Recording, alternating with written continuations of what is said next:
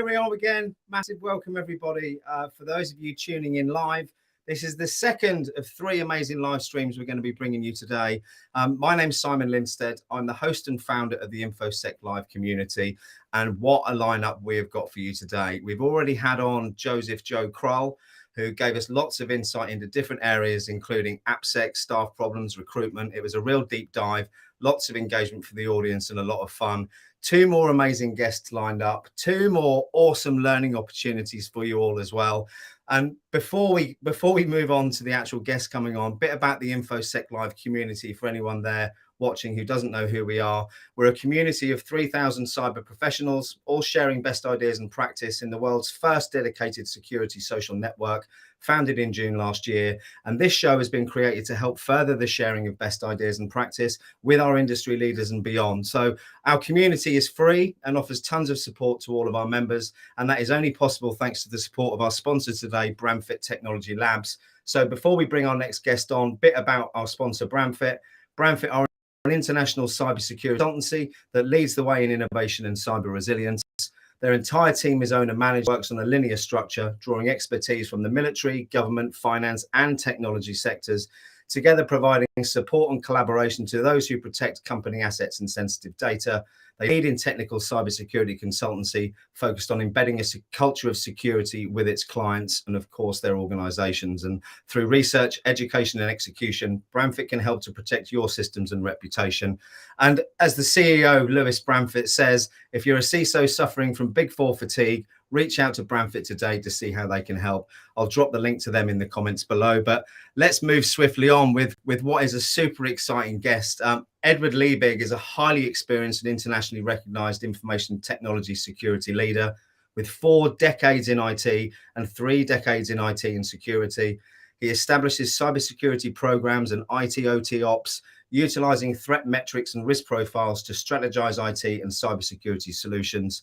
He's also well versed in defining and managing overall cybersecurity programs for both large multinational and highly regulated critical industries such as financial services, banking, insurance, stock trading, etc., and other critical infrastructures such as chemical, healthcare, electrical, telecoms, transport, and natural resources.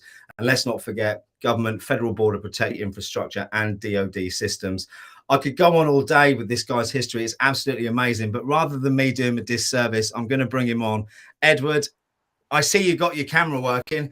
Bit of magic there and a bit of insight for those watching. We were having some technical issues leading up to this, but we're here. And massive welcome, Edward. Thanks for coming on. Very good. Thank you, Simon. Thanks for having me today. And hello, everyone. It's my pleasure. Would you mind doing a better job of telling our audience about your background before we dig into some of the challenges around in the industry at the moment? You did a great job, but so my experience goes back to way back before PCs were invented. I really spent a lot of my formative career in the mainframe community, and then graduated to PCs as they started proliferating business.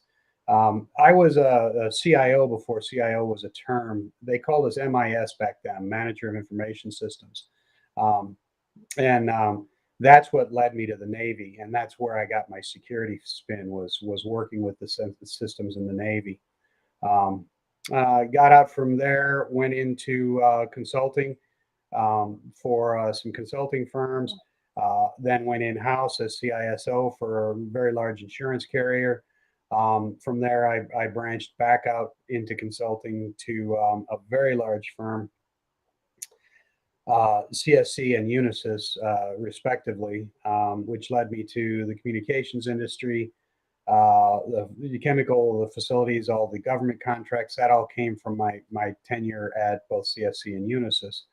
Now I'm working with Hexagon, which is really laser focused on the OT space, the operational technology space. So really glad to share any insights I have from my journey through the different CISO levels I've held, and even the MSSP delivering services is also something I can help with.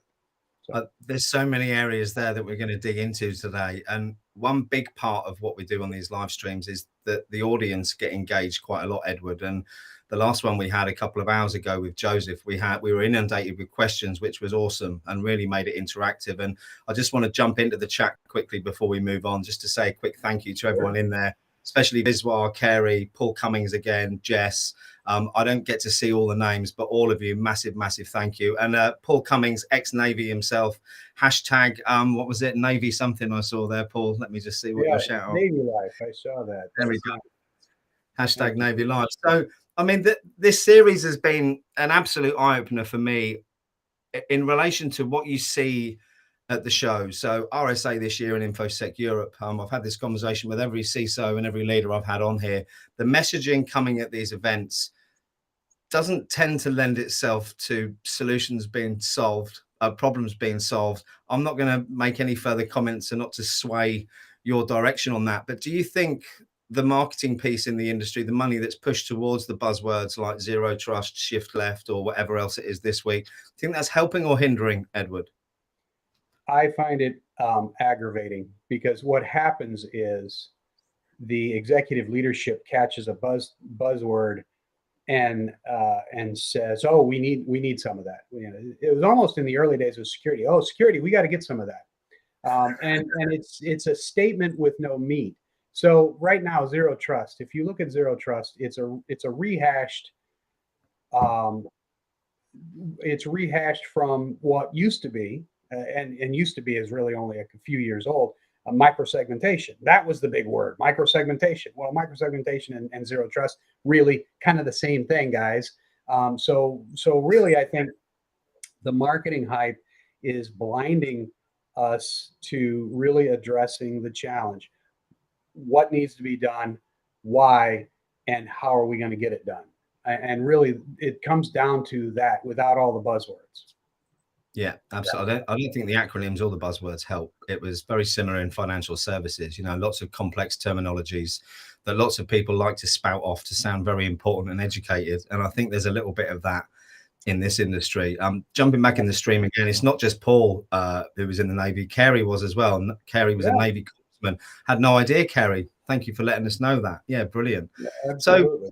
So just digging back, I suppose, seeing as we've got some veterans in the audience, what were the skills that you learned from being in the Navy that you brought across, Edward? Let's talk about that first, because it might help. Well, so when I was in the Navy, we had you know, it was the beginning of RBAC, you know, your role-based access control. And realistically, we would slice and dice it as much as we could. But we found at that time that the systems themselves were limited on how much we could actually control access. So, you know, it was really by groups and by individuals and groups. And that's really all we had. But now it's gone into the network layer, which is much better. So I think we're growing and we're moving in the right direction. You know, when I was in the Navy, packet switching node technology was brand new. A PSN was actually as big as a freezer standing in the middle of the computing floor. But packet switching technology has really grown into our switches, which has also augmented the ability to limit access in this zero trust and the microsegmentation world. So I think we're just keep moving along. But I think that, you know, one of the things that I find interesting is, if you know how the old school operations worked, it's easier to equate what's in this laptop or in your desktop. It's easier to see, oh, that's the IO, this is the video, and this is how it all plays together, blah, blah, blah. And in your mind, you can walk through how the technology works. It's the same with security. If you know the pieces, or if you look at how it actually does what it does, you can quickly identify some of the gaps, because that's some of the things that the acronyms are doing to us, is they're throwing in these buzzwords. And of course, that new buzzword is the holy grail of what's going to happen. And this is overused. It is the silver bullet. Yeah, well, so it's not. And so that's that's what you have to actually. My dad had a saying, divide by 5. Whatever is said, just divide by 5 and then start the conversation. Because it's not going to be the end all be all. It's not going to cover all your bases. It's going to cover a piece. But you, as the buyer or the consumer, have to understand what piece is it covering and what other technologies or other capabilities do I need to augment that with. And another comment from my previous guest was they're sick of people trying to tell them to plug something else into existing stuff they've got. You know, if they're looking to replace something, they want to replace it to make it more efficient, take away the manual processes, not stick something else on an existing process. And the problem then gets worse, where you see big companies with lots of different magical silver bullet solutions plugged in, none of them being used properly. Hardly any of the staff know how to use them. I mean, you could mention cloud migration as one of these things as well, where companies invest in migrating to the cloud and then go, oh, we haven't got any resources to fix anything or train anyone or anyone to use it. So it's right. It's a bit of a mess. I'll just say, Paul just mentioned, don't bring back memories of Snap One and orange screens, Edward. Oh, yeah. So that's actually how I got my start. Green screens and orange screens. So I started out installing green screens on this Burroughs 8000 for a savings and loan. And as soon as we got done with the project, the orange screen came out. Oh my gosh, everybody wanted the orange screen because it was so much easier on the eyes. So we jumped through hoops to go to all the branches and swap out all the monitors to get the orange screen. I thought it was the most ridiculous thing. I was a young guy. I'm like, this is silly.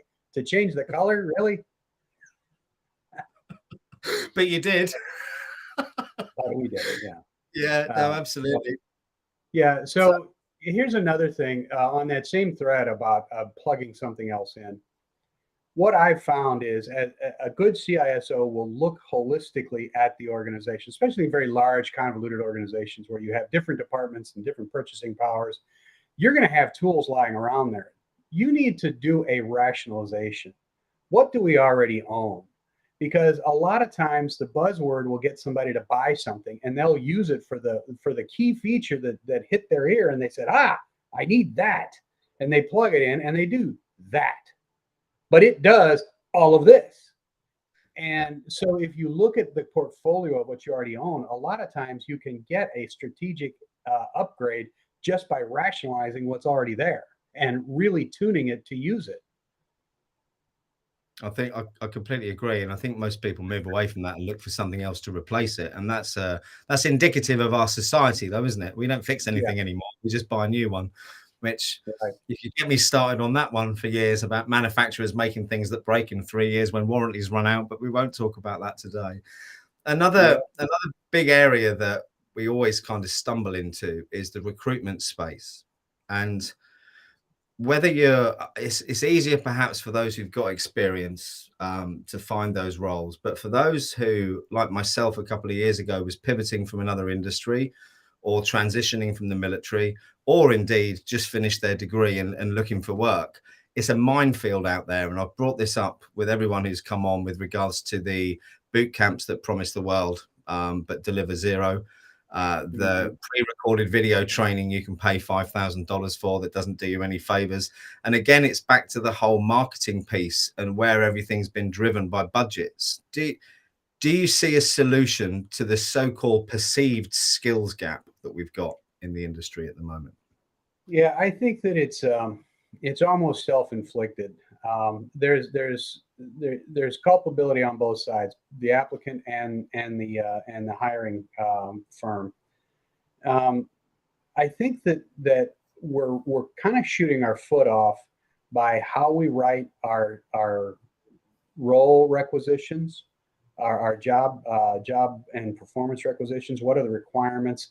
I think we're over asking in a lot of cases from a requirement standpoint. I think we need to really soften that up. Don't have an entry level position that requires 2 years experience, because that's an oxymoron to even say that. Have an entry level position and be prepared to support an entry level position. That's the other key piece. A lot of times we're going to market to fill a role because somebody else left, and it's a function that needs to be done. because we're Yeah. all running on shoestring budgets. We all have holes that we would love to fill but can't have budget to fill. So we need that role filled. So I think saying exactly what we need um, needs to be loose enough to get somebody with EQ and IQ enough to do the job. Emotional quotient is huge. Yeah. Are they a team player? Are they able to blend into your corporate environment? If it's dog eat dog, are they easily offended? If it's very loose, are they able to adapt? All of those things. But I think that we really need to focus on writing the job recs accordingly. And then the other thing on the other side, on the applicant side, understand that AI is running our world, meaning that if you're applying for a job, you can't just cut and paste the same resume in the portal. You can't, because it's going to be filtered out because it doesn't see 2 or 3 keywords. It's going to go right into the ash bin. So you have to make sure that you're getting all the keywords, you're getting everything, just to be able to stay in the system. And then of course you're hoping to get that interview, and then that the interviewing skills is a whole different ball of wax. But I think one of the most valid points, Edward, with regards to expectations from the candidate side as well, because everyone's quick to blame, the marketing, the training providers, the employers, but there is that managing the expectations, I think, as to what you can expect to do as an entry level person as well, depending on what experience you bring. And Paul dropped a comment in there. The definition of entry level is 0 to 9 months experience. And as you rightly said, the entry level roles being advertised require like 2 to 3 years experience and a degree, which doesn't help. Well, so, and I mentioned that as employers, you have to be willing and able to support the entry level. And support entry level means that you're going to have personnel they can shadow. You're going to have personnel that can work with them to show them OTJ, on the job training, and the key aspects of performing the job that you need them to perform. And then have a career progression and a career path that will allow them to study and broaden, because security is such a broad subject. What you hired them to do may be boring. They'll do it to get the paycheck. But if they have the opportunity to expand their knowledge and cross-rate, and we call it cross-rate in the Navy, cross-rate to other roles, then that's going to keep them happier. At the end of the day, people work for and work with people. They don't work with companies. They may be very proud to have this company label, but it's the people inside and the dedication of those people inside that's going to keep them there. And that's how you're going to keep your staff and grow your staff. I was just on a call, very senior level guy yesterday, and he said, well, I get recruiter calls all the time, but I'd never leave because the guy I work for is just brilliant. He's this and he's that, and he does this, and he really knows me, and he gets. That's what I mean. People work for people, not companies. So you have to foster that type of leadership in your organization to make them recognize that retention is just as important as hiring. Again, very, very valid point. And I'd like to expand on that relationship piece to business as well, because people buy off people as well. And, relationships are crucial, I think, to any CISO or anyone in a leadership position is having those trusted relationships with people who they know can come in and do the job when they need, or they can draw that expertise from. And again, it's not something that the vendors are pushing out there. It seems to be a very insular thing, or very specific to each CISO based on their own past experience. And part of what I'm hoping to do by organizing and running these shows is to get CISOs to share these ideas. And Edward, you wouldn't believe, the fact that a lot of the CISOs I've spoken to don't get a chance to do much networking because they're so busy all the time. All of the issues that are coming up are exactly the same. And well, I think that's the other problem that we have in our industry and in the growth. So if you look at my history, I've been around since before any of these buzzwords or titles or roles were even created. Heck, when I was the MIS of a law firm, that is the equivalent of a CIO now. I mean, it's grown, it's morphed.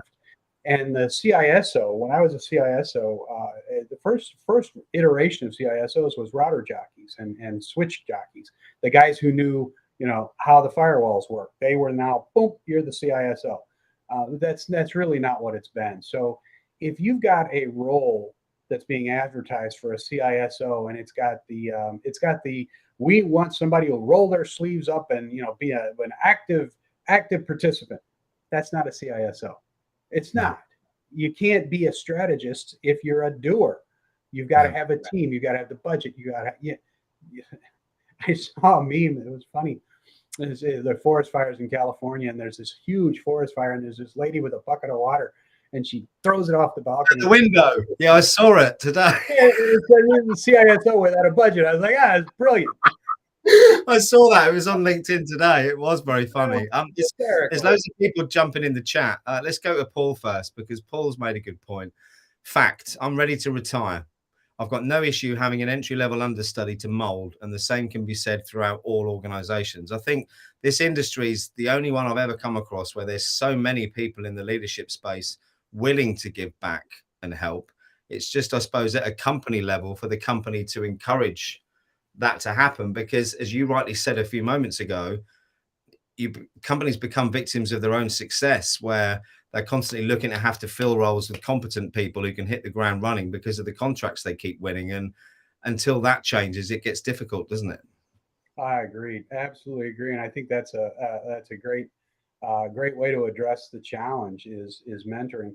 Now there's a kind of a challenge to that in itself, in that guys at our level that are long in the tooth and maybe ready to retire, there's a frustration level that comes with rudimentary education. So I would say that I agree with that from a high level, from a direction standpoint, but you will need people, your staff, to be able to get the nitty gritty and the steps to fully flesh out the picture. Because if you've still got a day job, mentoring somebody that doesn't have the rudimentary basics is something that I think the team and the collective need to address. So I really like the round robin approach, where they'll spend time with certain divisions or certain pieces of the organization to learn and ask questions and really get that holistic feeling of how all the pieces play together, and then have leadership direction of, okay, now that you've done this, it really makes more sense to go over here and look at this piece, because that'll fill out even more questions, leading the discussion as opposed to just shotgunning the knowledge. Because if you just shotgun the knowledge, they'll pick up on a little bit, but it won't be a full picture. No, I completely agree. Back to the chat. People are jumping in like crazy again today. Quick shout out to Daniel Hall. Daniel's one of my favorite people. Haven't spoke to you for ages. We must catch up, but thank you for jumping in. And Dwayne, haven't seen you in here before. Thanks so much for jumping in today. And Aaron's made a couple of valid comments about, I suppose, the personal side of it. And he said, do you think the company could ever be at a personal level? Because he knows for a fact that he works his butt off for the organization that he works for, but that's due to the persons who are the board members, but they're an ESOP, an employee-owned business. That, I think, is a big differentiator from my own experience from working for like blue chips down to what you'd call in the US mom and pop type businesses. And there is a point where I think it's very difficult for that family run mentality to continue and be successful, because I think it isn't always scalable. But that's why it's so important perhaps to have those people within the teams of organizations that are too big to have that, where the culture is one of support and one of respect. Well, I think that there's a lot of companies, large organizations that try, and I do believe that it's capable. I think that one of the challenges to that is, as an organization is so large, you then have a lot of lower level management personnel that can ruin that vibe, if you will. That whole it takes a whole lot of attaboys, but only one oh shit. That's kind of how it is. So. No, it's absolutely right, and you get a lot of career hungry people as well, don't you? Backstabbing in big organizations, which doesn't help. Sure. Well, and that's where you really need close supervision and guidance at the mid and even senior management levels in a lot of cases, just to let's check ourselves. Where do we want to be, and what is our retention rate, and what are the root causes for attrition? You have to really look at that, and then look at some of the internal causes. Be very critical of yourself. You have to look at, what am I doing wrong? Yeah. Why are my people leaving? Is it something in my control or not? And then what do I have to do to take control of that issue? Pay is one thing, but it's not everything. No. That's I'm in the St. Louis area, and St. Louis has its own kind of way it operates. We lovingly refer to it as pass the trash, because people will jump from all of these businesses, and they'll just you pull up a resume to somebody and you'll see the same businesses, and they've gone to the same places, and all the players in all these places. So you pick up the phone, you say, were they good, were they bad? Yeah, you have to really understand, why are people jumping, and 9 times out of 10, I've always found it's culture. It's what is the culture that's caused them to leave. It's not money, because the money's about the same all around. It's how are they treated. Maya Angelou's from St. Louis. She said, whether you feel valued as well, isn't it, Edward? You'll always remember how they made you feel. Absolutely. Okay, we've talked about what you've done historically and in the past. You're still working now, despite looking very laid back and relaxed there, Edward. Moving on, I take it you're not a CISO at the moment. Am I right in saying that? Currently, I am not wearing the CISO hat, and it's actually refreshing. Actually refreshing for a while, because it's no pressure. Well, I mean, I'll be honest with the audience. I didn't know that. However, there is one way to tell. I think Edward's the most relaxed person I've had on the show so far. Normally, shoulders are a little bit hunched and we're a little bit tense. So you certainly look relaxed at the moment. What are you doing at the moment, Edward? Well, currently I am working with Hexagon Corporation, and that's the largest company that people probably have never heard of. Hexagon really focuses on the operational technology side, manufacturing large distributed control systems. Think of oil and gas, chemicals, all of these large manufacturing facilities that have operational technology. Hexagon improves the life cycle of the operational technology. So I'm really focused on the cybersecurity aspect of Hexagon's product offering. It's the cyber integrity product. Cyber integrity gathers the endpoint data, the endpoint configuration data, backwards engineers that into a network map, lets you coordinate off all of your key assets and critical assets, lets you look at data flows, what's talking to what, and how. This goes all the way down in the Purdue model down to layer 0. So we go all the way through the stack, not just down to layer 2 like the network sniffers. We are able to then risk rank your critical components. We are able to look at vulnerability data and assess the vulnerability likelihood of exploit if you have the intel feed that comes in, which we take vulnerability and intel feeds into it, so we can look at the present posture of the operational technology. This is a space that's actually very difficult to get your arms around. IT and OT are two very different animals. The IT side of the house has a lot of mature tools and a lot of mature stuff. And as we said, a lot of times you have overkill on products that you can choose from. OT is a much different story. It's very fragile. It's very purpose-built. Sometimes it doesn't talk in TCP/IP. Sometimes it's just serial communications. But they still have. Very old, isn't it? Very old technology that I think you and I had.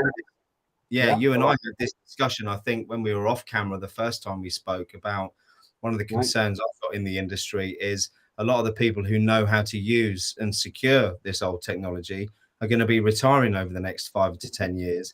And there's absolutely no one coming through the back end to sort the problem out. It was funny in Y2K. I made a Mint because I knew how to program in COBOL. So there you go. It's the old stuff coming back. Yeah.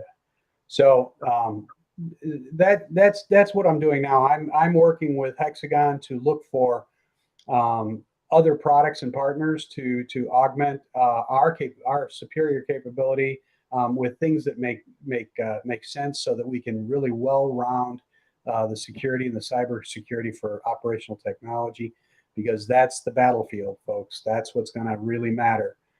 When your lights go out, that's not just an inconvenience. 3 days and all the food in the stores are gone. 5 days, your gas tank's empty. You can't get it up out of the ground because you have no power. I don't need to go on. These are all security professionals. Well, also, I read an article in the British press today about something I wasn't aware of that had happened, was about the telecoms lines being cut in Paris recently, and they were strategically cut as well in lots of different places, and caused a complete kind of blackout for lots of people with regards to internet connectivity. That's really, really worrying.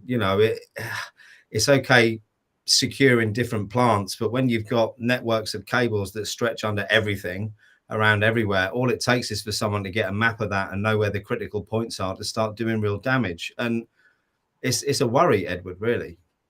Agreed. Absolutely agreed. Well, that's one of the things we found in Desert Shield, Desert Storm, is that a cyber attack followed by a kinetic attack is extremely, extremely effective. And in this case, it's a kinetic attack followed by a cyber attack, because the cyber attack is all of your CDDI and FTDI capabilities go away because you've strategically cut your loopbacks. And yeah, I can see that. Yeah. I think without wanting to get political or talk about war too much, the situation in Russia concerns me a bit, because the guy, whatever you think of him, he's clever, right? And all you see in the press is that he's using old equipment, he's using this, and they're running out of this, and they haven't got that. He clearly hasn't run out of anything, and I've got a horrible feeling. It's like the cyber attacks we were waiting for 6 months ago that kind of fizzled and never really happened. And I'm a little bit concerned that he's holding a lot of this stuff back. And when we talk about OT, it is a massive concern. And Paul jumped in actually and asked what your thoughts were on OT cyber, and the fact that there's over 250,000 jobs open, I think, for what they 100% need degrees by the looks of it. Yeah. So I view cyber warfare as, it used to be called mutually assured destruction in the nuclear age. Yeah. Now it's just mutually assured disruption.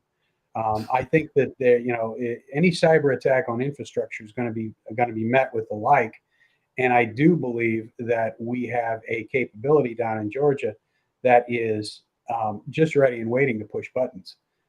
So I don't believe that is really going to be the cause of a cyber attack. I think it's going to be a small disruption that gets out of hand and doesn't have the right incident response around it. I think it's going to be how it was handled is going to be worse than what it is. And that's where I really think that we need better orchestration between IT and OT, because there's always been this headbutting about who owns what systems and who should be responsible for security. Well, it's both sides need to be responsible for their systems, but in an incident response scenario, they have to work in lockstep, like their ankles are lashed together and they're walking in step. They need to be exactly on point and orchestrated so that they can efficiently respond. And I think that's what's going to be the problem, is and going back, how we responded. Going back to a previous conversation, I'm not sure if it was with you or someone else, but it's important to have the right people in the right place at the right time as well. Otherwise, it also falls to bits, doesn't it? Yeah, well, absolutely. If you look at the Aramco problem a few years back, Aramco was an example of what I just said, not what happened, but how it was responded to. There was a piece of malware that went into the oil and gas, Saudi Arabia's major oil and gas company. Piece of malware came in. They noticed it, but they didn't have the right responder. They had an admin go up and say, "Oh, this is the box.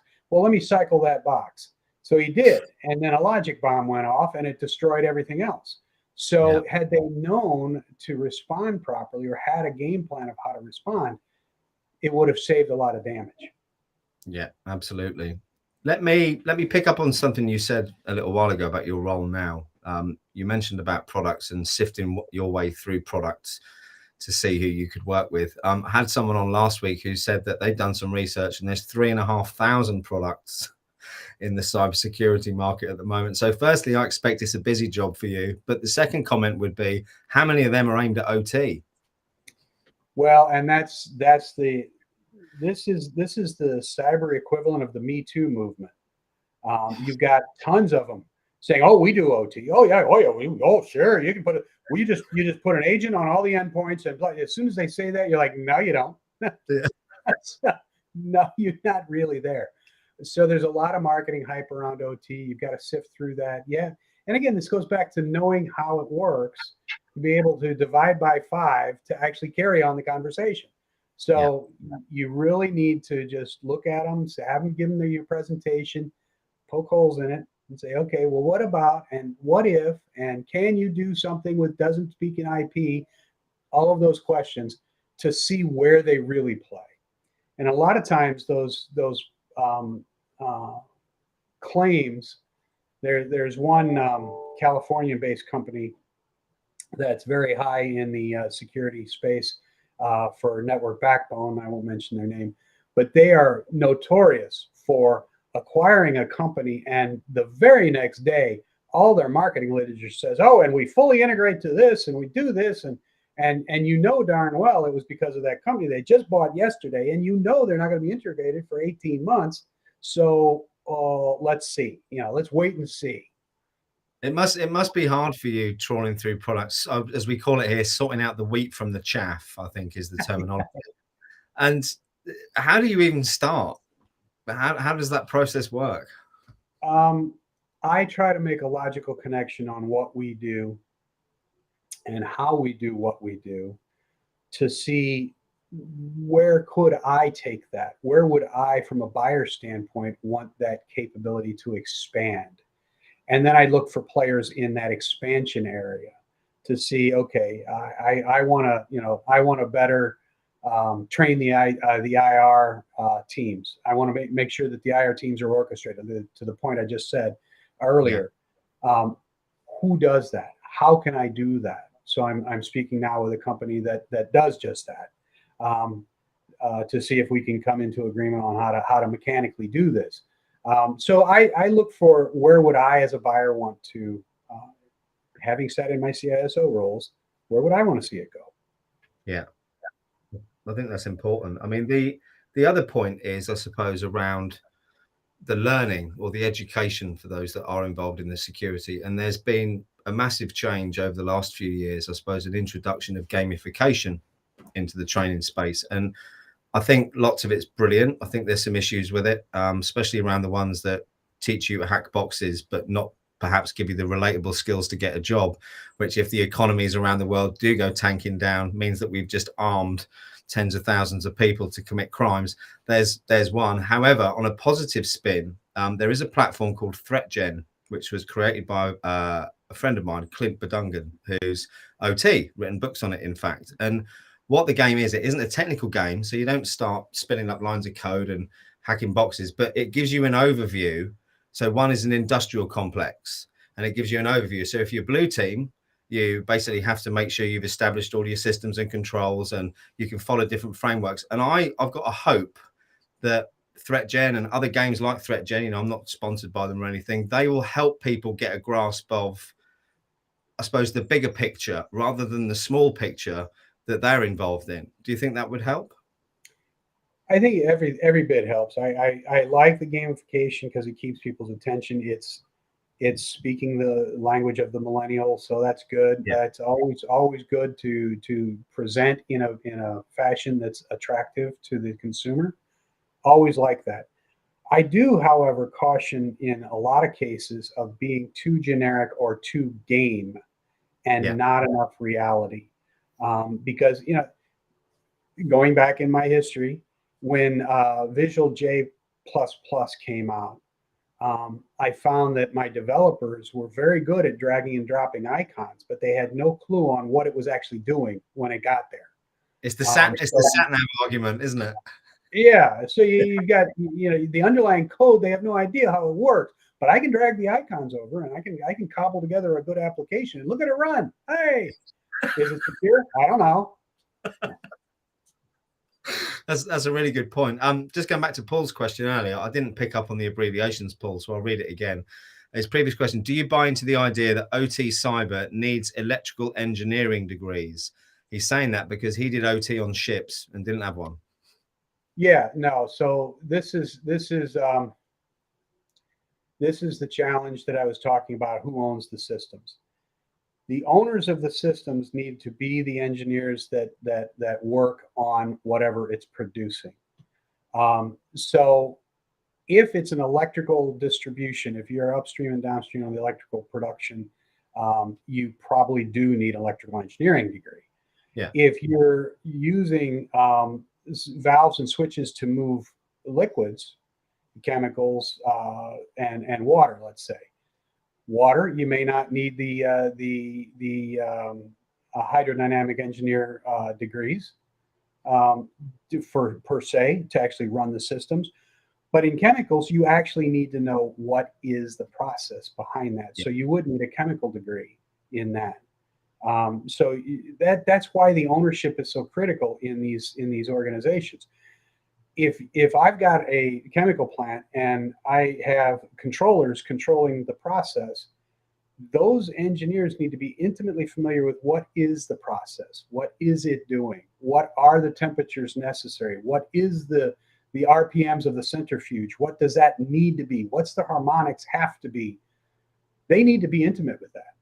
They don't necessarily need to be intimate with how the data goes back and forth, but they need to be intimate with the process.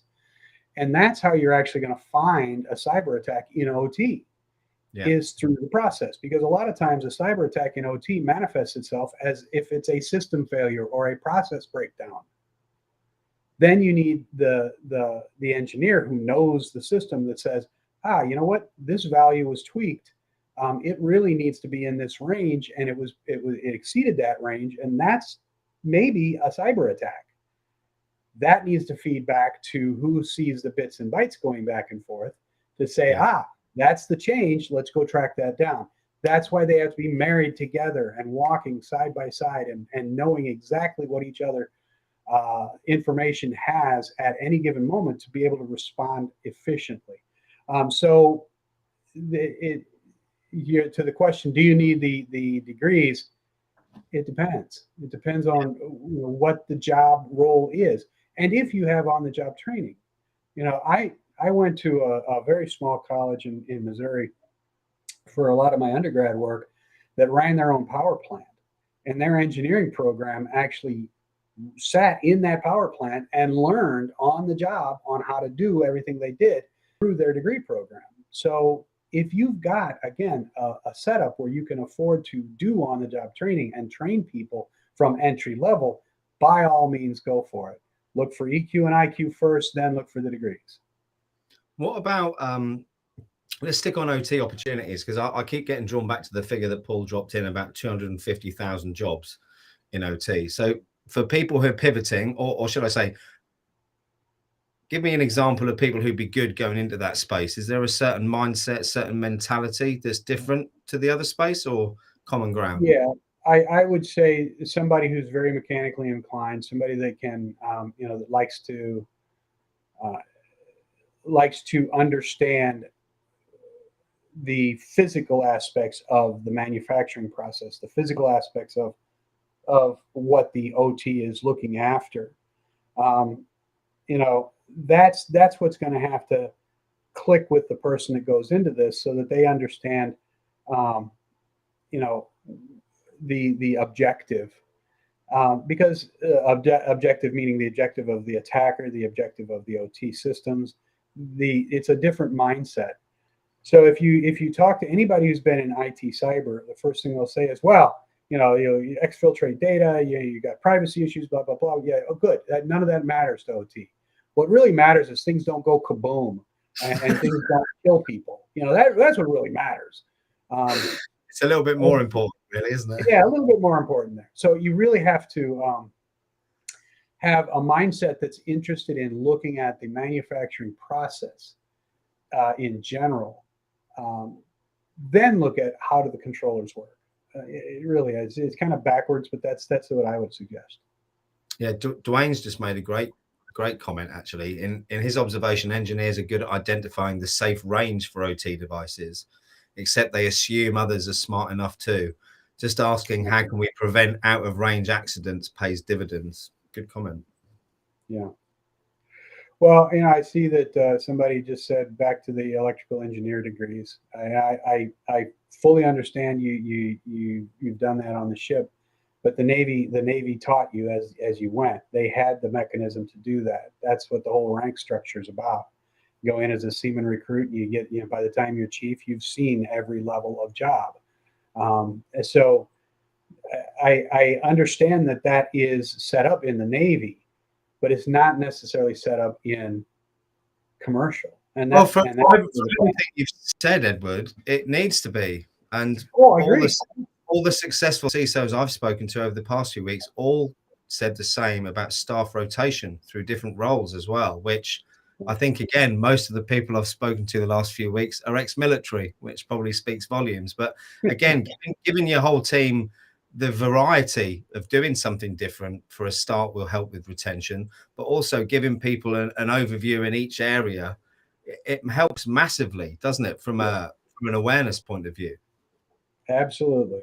Okay. Because your decisions you make in one area, if you know what the next area is going to need or want or do, you'll make decisions according to your knowledge. And knowledge is power, as who said Someone that? said. Gates said that. Yeah. Carrie's just mentioned what we did in the Navy isn't the real world. Well, maybe it's a shame, Carrie, that the real world didn't take a bit more notice. Our show sponsor was founded by military veterans, Bramfit, and the way they run their organization is very similar. The way they recruit is different to everyone else. And every kind of veteran run organization I speak to seems to be ahead of the game in lots of different areas. Paul's just jumped in again. Edward, brother, we need you to join us on the ICSOP. ICSOP? Yep, sorry. They're more worried about 4-year electrical engineering degrees and creating new degrees and certs. Safety of life is easy to teach. Good point. Well, I agree with that. I'd be happy to join. Says send Simon a link and or hit me up on LinkedIn and directly. Love to help because the 4-year degree. The only reason why they require in a lot of cases 4-year degrees, if it's not part of exactly what you're doing from your job perspective, because if you're in a control room watching control processes, you don't necessarily need your engineering, the electrical engineering degree. If you're out actually tweaking the gear and up on poles and things like you might. But if you've got a job where you don't need that degree, then I agree that it's not something that you absolutely need. Great. I've just dropped Edward's LinkedIn profile in the chat. If anyone wants to connect, that would be awesome. Now, I've done what I always do, Edward, which is ramble on different topics rather than ask the questions that I had set to ask. So, seeing as we've got like 10 minutes left, I will ask you the questions. I think you've answered perhaps both of them already in kind of roundabout ways throughout. But the first one is, what's your biggest success throughout your career? I think the biggest success was getting a multinational, very large insurance carrier that was very matrixed, 17 lines of business, 17 presidents, 17 CFOs, 17 CIOs, all to embrace security in a fashion that was commensurate to their target and their goal. And why I say that was such a big deal. At the time, it was really well sought that the information security or security was a my way or the highway. And I get this a lot from people that just get a certification. They'll say, well, best practices says you have to. Well, no, best practices is not best for everyone. And I don't have to do anything. And neither did any of those business units. So getting them to come on board was a trick. It was It was a trick to really ingrain security into their business process by holding accountability of business security officers in their organizations through their payroll, through their livelihood.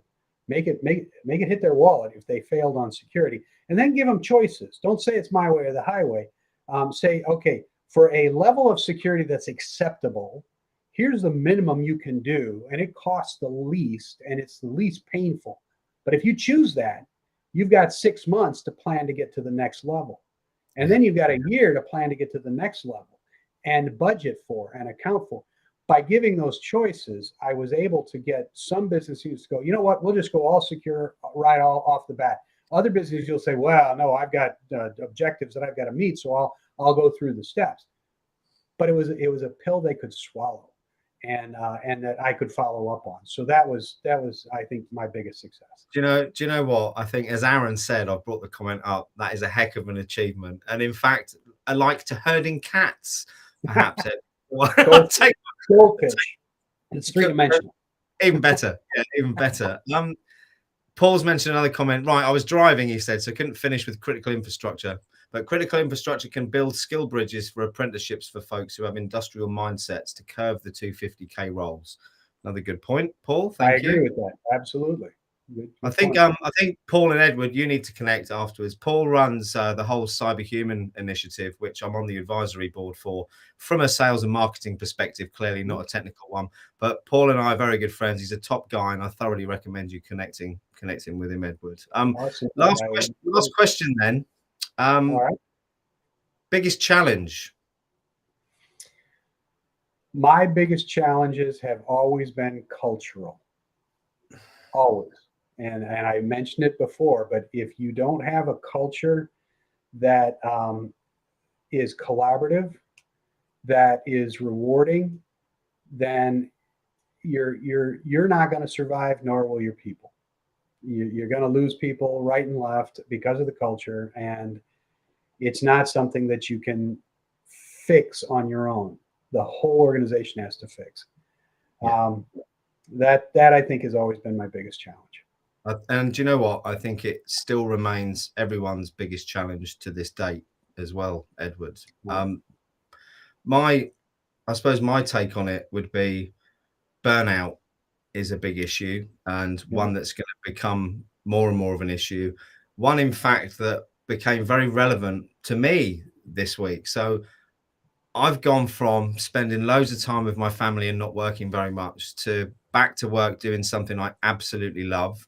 And I've ended up doing the one thing I never thought I would, which is I've worked so hard, I've started to make mistakes and not taking any time off. So I'm very good at telling other people to take regular breaks, but I've got carried away with my enjoyment. And last night, it all came to a head. So I had an amazing chat with Rohit Parchuri, who's an SVP and CISO for Yext. We chatted for, I think it was about an hour and 15 minutes. It wasn't live. It was a recorded session. I'd pressed the button. I'd recorded it. I fell asleep after the live stream on the sofa, forgot to download it in my browser, shut my laptop down and lost the whole thing. So that's all. The guy, Rohit, thank you if you're watching. He said that he'll come on again in a couple of weeks. And I know how busy it is, so it means a lot. But my point is that happened not because anyone else was overworking me, Edward. It happened because of myself. And I think as much as we can talk about company culture being important, which it is, but what's also important is looking after ourselves. And especially for people who are in really, really stressful jobs, taking that time out and doing stuff that where you don't have to think or you're spending time with the family, I think is super important. I thoroughly agree. Absolutely. Take time for yourself. Well, that's kind of why I'm not being a CISO right now. I'm taking time for myself, kind of relaxing for a while before I do anything else. So, well, now you've got me intrigued. So before you do something else, come on, Edward, you're going to have to reel you in on that one and try and get you to say a bit more. What do you want to know? Yeah. Watch my LinkedIn profile. Okay. I'll have a chat with you offline. Any final words before we wrap up to our audience? I know a few of the people watching today, and we've got kind of high executive level people down to those breaking in. I suppose what message be to people who are trying to get into this industry now, and are either doing what I call is the definition of insanity, which is doing the same thing over and over again and expecting different results, which is sending out 50 CVs or resumes, as you mentioned earlier, with no changes to loads of jobs, and then going on LinkedIn and moaning, saying that you've applied for hundreds of jobs and you can't get one. So what would your advice be to those trying to break in who are struggling at the moment? Yeah, I would say pay close attention to what's in the write-up. Make sure that you include the keywords in your resume. Make sure that you include the when it's applicable. Well, obviously, never lie on your resume. Don't embellish so much that you can't actually perform. That's the kiss of death. But if you do have some exposure to or knowledge of a keyword, make sure it shows up in your resume. Apply to many different positions, but make sure that you're tailoring your responses to those positions. From the executive level, make sure you're writing the right job descriptions. Make sure your people aren't asking too much of a level of position. Focus on EQ and IQ, making sure that you're picking a person that will fit the role much more so than somebody who's just been there, done that. Because I think that's one of the things that happens in my market is we pick people that's been there, done that for those other places. Well, they were unhappy there. That's why they left. Now you're doing the same thing here. You're going to be unhappy in 6 months here. So Yeah, pick somebody who can grow in the role and grow in the company. Tailor the company so that it's accepting and it's mindful of how it treats people. And look at your retention and what's causing attrition. The root cause of attrition. I think those are the suggestions that I have. that's amazing. And don't get frustrated. Gary, I'm talking to you, I think. yeah. Don't get frustrated and say, I'm not able to get a computer job because XYZ. Change your approach. And Do you know what? I personally know Carey, and Carey's in the InfoSec Life community and has been for a long time. He's got loads going for him. And I know you will get that job, Carey, at some point. You've just got to keep plugging away. And I suppose as a final one, let me just wrap things up because otherwise we're going to run over time. Firstly, Edward, massive thank you for taking the time to come on and share today. Personally, really enjoyed it. I know the audience have, and I'm hoping that you and I can connect again afterwards for a kind of bit of a further deep dive off camera on some of these topics as well, if you have time until you start your next venture. That would be amazing. Thank you, Simon. I truly appreciate the opportunity to come on and talk. And to everybody who listened, thanks for listening. Fair winds, following seas, and all that good stuff. Brilliant. Edward, thank you so much. So for those of you that have jumped in the chat today, a massive thank you as always for being engaged. If you haven't already, please like and subscribe to our content. I'm live again in 2 hours time. So if you're bored and you've got nothing else on this afternoon, I've got another amazing industry leader. Adam Brick is coming on at 7 p.m. British Summer Time, 2 p.m. Eastern Standard Time. That was it for me. I'll stop rambling. We'll say thank you to Edward. I'll play you out with a quick stinger for Bramfit and then a little like and subscribe video. Everyone, thank you so much and see you soon. Thank you all.